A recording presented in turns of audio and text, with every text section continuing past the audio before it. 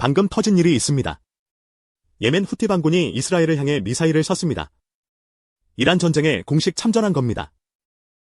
근데 이게 왜 무서운 건지 아세요? 호르무즈 해협은 이미 막혀 있어요. 한 달째 봉쇄 중입니다. 거기에 홍해까지 막히면 세계 에너지 수송의 30%가 동시에 끊깁니다. 아라비아 반도를 둘러싼 두 개의 관문이 한꺼번에 닫히는 거예요. 우리나라 기름길이 두 군데 다 막히는 겁니다. 정리해 드리겠습니다. 지난 2월 28일, 미국과 이스라엘이 이란을 공격하면서 전쟁이 시작됐습니다. 한 달이 지난 지금, 전쟁은 끝나기는커녕 점점 커지고 있어요. 이란은 미 공군기지와 군함을 공격하고 있고, 이스라엘은 이란 핵시설까지 폭격했습니다. UAE 경제특구, 쿠웨이트 공항까지 피격됐어요.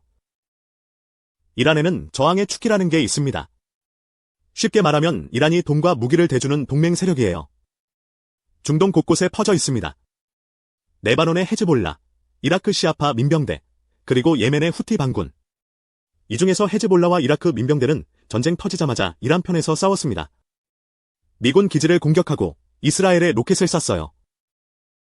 근데 딱 하나, 후티 반군만 안 움직였어요. 한 달 동안 관망하고 있었습니다. 이틀 전, 후티 최고 지도자 압둘 말리크 아루티가 뭐라고 했냐면, 예멘 국민으로서 충성에 충성으로 보답한다. 군사적 대응이 필요하면 즉각 행동에 나서겠다. 그리고 이틀 뒤, 진짜 쐈습니다. 자, 여기서 핵심을 짚어야 합니다. 후티가 무서운 건 미사일 때문이 아닙니다. 이스라엘 방공망이 막았으니까요. 부상자도 없었어요. 미사일은 상징이에요. 우리가 참전했다는 선언. 진짜 문제는 따로 있습니다. 후티가 쥐고 있는 카드는 미사일이 아니라 바다예요. 홍해입니다. 후티 반군이 장악하고 있는 바브엘 만데브 해협. 예멘과 아프리카 지부티 사이에 있는 이 좁디 좁은 바닷길. 폭이 겨우 26km밖에 안 됩니다. 이 좁은 길을 전 세계 해상 원유의 12%가 지나가요. 렌즈의 8%도 여기를 통과합니다. 유럽으로 가는 모든 화물선이 반드시 거치는 곳이에요.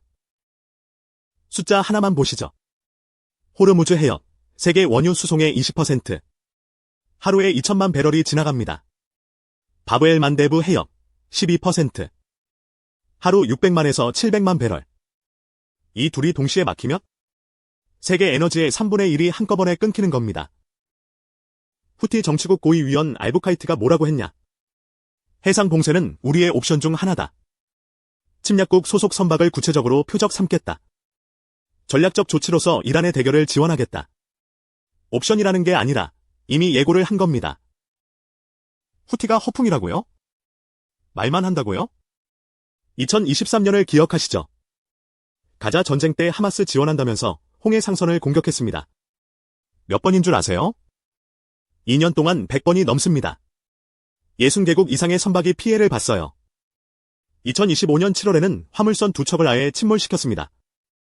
이게 허풍입니까? 그때 무슨 일이 벌어졌냐? 홍해 컨테이너 선박 통행량이 75% 줄었습니다. 아시아에서 유럽 가는 해상 운임이 7배 올랐어요. 머스크, 하파크로이드 같은 세계 최대 해운사들이 수에즈 운하를 포기했습니다. 아프리카 희망봉으로 수천 킬로미터를 돌아간 겁니다. 컨테이너 하나당 추가 비용만 200에서 400달러. 그때는 후티 혼자 한 짓이었어요. 지금은 뭐가 다르냐? 이란이 호르무즈 해협을 실제로 봉쇄하고 있고 거기에 후티까지 홍해를 막겠다고 나선 거예요. 카타르 도하대학원 엘마스리 교수가 알자지라 인터뷰에서 이렇게 말했습니다. 후티가 결심하면 호르무즈와 바브엘 만데브 두 개의 핵심 병목이 동시에 위협받는다. 이건 제 말이 아니라 전문가가 한 말입니다. 해외에서는 이걸 어떻게 보고 있을까요? CNN은 긴급 속보로 후티, 이란 전쟁 진입이라고 보도했습니다. 알자지라는 중동 전쟁의 새로운 전선이 열렸다. 미국 MBC는 글로벌 에너지 시장의 추가 충격이라고 경고했어요. 미국 MBC 뉴스는 추가 확전 위험이라고 했습니다. 이스라엘 하레츠 신문은 더 직접적이에요. 후티가 홍해 해운 차단을 검토하고 있다. 자, 그러면 이게 우리하고 무슨 상관이냐? 팩트만 말하겠습니다. 한국이 수입하는 원유의 70%가 중동에서 옵니다. 이 중동 원유의 90% 이상이 호르무즈 해협을 지나요. 합치면 우리나라 기름의 95%가 지금 위험한 길을 지나고 있는 겁니다. 유가는 이미 배럴당 126달러까지 올랐습니다. 걸프 산유국 원유 생산량은 하루 1,000만 배럴 이상 줄었어요. 달라스 연방준비은행은 1970년대 석유 파동 이후 최대 에너지 충격이라고 분석했습니다. 온 무역개발회의도 개발도상국 경제 타격을 경고했어요. 이건 먼 나라 이야기가 아닙니다. 유럽도 난리입니다. 유럽 천연가스 가격이 3월 들어 거의 2배로 뛰었어요. 유럽중앙은행은 금리 인하를 미뤘습니다. 물가 전망을 올리고 성장률 전망은 내렸어요. 중국, 일본, 인도, 한국. 호르무즈를 지나는 원유의 69%가 이 네 나라로 갑니다. 아시아 경제 전체가 흔들리고 있는 겁니다. 구체적으로 말씀드릴게요. 호르무즈 해협이 3개월 이상 막히면 한국 제조업 평균 생산비가 11.8% 뛰어요. 석유 관련 제품은 83%, 전력과 가스는 78% 폭등합니다. 이게 물가에 안 올까요? 여러분 장바구니에 직접 꽂히는 숫자입니다. 거기에 홍해까지 막히면 어떻게 되느냐? 호르무즈가 막혀서 일부 국가들이 홍해로 원유를 우회 수출하고 있었습니다. 그 우회로마저 막히는 겁니다. 출구가 없어져요. 유가 150달러, 180달러. 이런 숫자가 전문가들 사이에서 나오고 있습니다. 이러면 꼭 이런 말씀 하시는 분 있어요. 비축유가 201분이나 있잖아. 걱정할 거 없다. 맞습니다. 정부가 비축유 1억 배럴, 민간 재고 합쳐서 201분 있다고 했어요. 기재부는 100조 원 규모 시장 안정화 프로그램도 준비했다고 합니다. 일단 숫자만 보면 안심이 됩니다. 근데 생각해보세요. 비축유는 쓰면 줄어듭니다. 그리고 비축유를 쓰는 동안에도 유가는 오르고 있어요. 기름값이 오르면 물가가 오르고, 물가가 오르면 공장이 못 돌아갑니다. 비축유 201분이 있다는 건 200일 동안 괜찮다는 뜻이 아니에요. 200일 안에 해결해야 한다는 뜻입니다. 미국이 해군 보내면 되지 않냐고요? 2023년에 미국이 항공모함 보냈습니다. 아이젠하워호, 세계 최강 전력입니다. 그래서 후티 공격이 멈췄냐? 안 멈췄어요. 2년 동안 100번 넘게 상선을 공격했습니다. 미 해군이 바로 옆에 있어도요. 후티는 산악 지형에 숨어서 드론과 미사일을 쏘는 거라 잡기가 어렵습니다. 이게 현실입니다. 정리하겠습니다. 지금 상황은 이렇습니다. 호르무즈 해협, 이미 막혀있다. 걸프 산유국 원유 생산이 하루 1,000만 배럴 줄었다. 거기에 후티가 홍해까지 막겠다고 나섰다. 세계 에너지 동맥 두 곳이 동시에 위험합니다.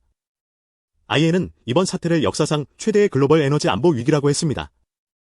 1973년 석유 파동보다 더 심각할 수 있다는 겁니다. 우리한테 이게 왜 중요하냐? 한국은 원유의 95%를 이 길로 들여옵니다. 유가가 오르면 기름값이 오르고, 전기료가 오르고, 물가가 오릅니다. 주유소 가기가 무서워지고, 택시비가 오르고, 배달비가 오릅니다. 공장은 원자재 값이 뛰니까 생산을 줄이고, 생산이 줄면 일자리가 줄어요. 에너지 안보가 곧 국가 안보라는 걸 지금 눈앞에서 보고 있는 겁니다. 1973년 석유 파동 때도 그랬습니다. 아랍 산유국이 이스라엘 지원국에 기름을 끊었어요. 유가가 4배 올랐습니다. 세계 경제가 대공황 이후 최악의 침체에 빠졌어요. 그때도 설마 했습니다. 설마가 현실이 된 겁니다. 지금 또 같은 상황입니다. 이런 이야기 계속 전해드리겠습니다. 세계 어디서 무슨 일이 벌어지든 우리 삶에 어떤 영향을 주는지 핵심만 정리해서 알려드리겠습니다. 이 영상이 도움이 되셨으면 좋아요, 구독 부탁드립니다. 주변에도 한번 공유해주세요.